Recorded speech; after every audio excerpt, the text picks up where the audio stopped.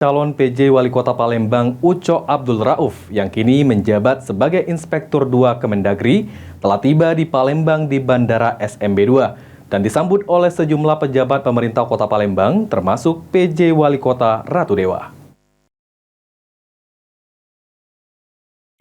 Penyambutan secara sederhana dilakukan oleh PJ Wali Kota Palembang Ratu Dewa bersama sejumlah pejabat pemerintah Kota Palembang terhadap calon PJ Wali Kota Palembang Uco Abdul Rauf yang tiba di Bandara SMB 2. Terlihat dalam foto-foto yang beredar di akun Instagram milik Dishub Palembang, Uco Abdul Rauf dipakaikan tanjak warna hijau dan masuk ke dalam ruang VVIP Bandara SMB 2. Setelah itu Uco berdiskusi singkat dengan PJ Wali Kota Palembang Ratu Dewa.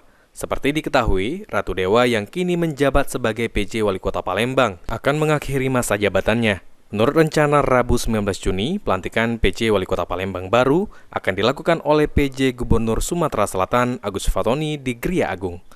Firman Hidayat, PAL TV.